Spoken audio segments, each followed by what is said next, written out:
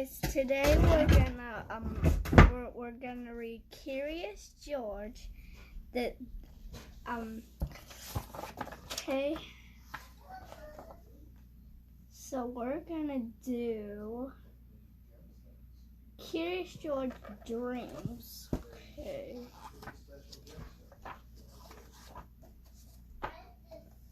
Okay, here we go. This is George. George was a good little monkey and always very curious. After a long day at the amusement park with his friend, the man with the yellow hat, George was tired and glad to be home. Soon dinner was ready, but when George sat down to eat, he was too small to reach his plate. "I'm sorry," the man said. "I forgot to fix your chair." He put a large book on George's chair, and George climbed up. As he sat on the book, George thought about his day all day long. He had been too small. "Your hands are too little to hold these baby bunnies," the manager of the petting zoo told him. "I'm sorry," said the man operating the roller coaster. Carousel. "I cannot let you on. You need a grown-up to ride with you." "Maybe next year," said the man taking tickets at the roller coaster. But after a good meal and a good dessert, George began to feel tired. The man said, "George, I have a surprise for you." And they went into the living room. The surprise was a movie. George was glad to watch a movie. That was something he was not too small to do. George was enjoying the movie, but it had been a full day, and now he had a full stomach. Soon he could not keep his eyes open.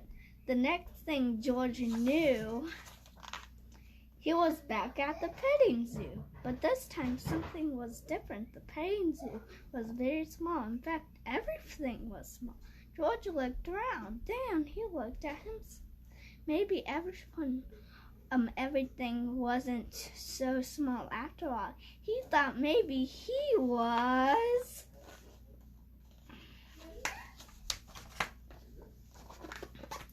big. Uh-oh, this is not right, thought George. Then he remembered the bunnies.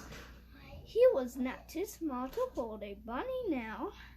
He was not too small to do anything. What fun, George thought, and he went to the bunnies. Now George could hold lots of bunnies, and the bunnies liked George.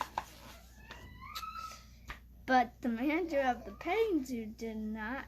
"Put those bunnies down," she said.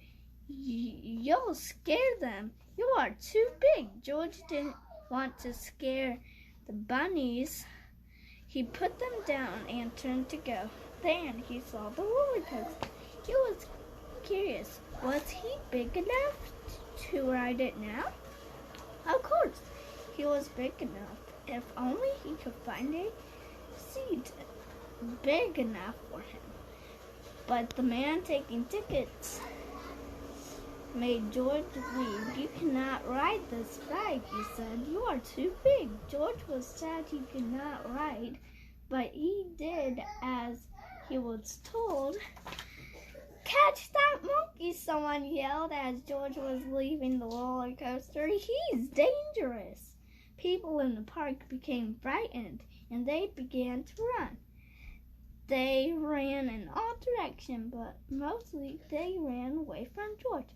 George felt awful. He didn't want to frighten anyone.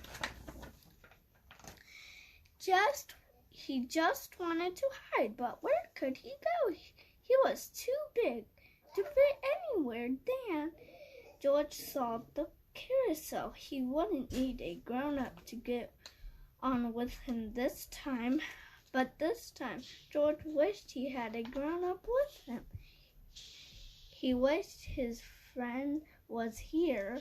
George sat on the carousel feeling lonely. Suddenly someone called his name. George! George! It sounded like the man with the yellow hat. Could it be his friend to take him home? George heard his name again. It was his friend. George wanted to jump into his friend's arms, but the man with the yellow hat was too small. How could he ever take George home now? Then the man called his name again. George, he said, wake up. It's time for bed. You fell asleep watching the movie. George looked at his friend. He wasn't small after all. George looked at himself. He was not big. Now George could jump into his friend's arms. And that is what he did.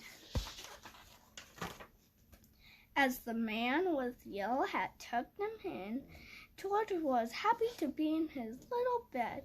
It was not very big, he thought, but he fit in it perfectly. George was just the right size.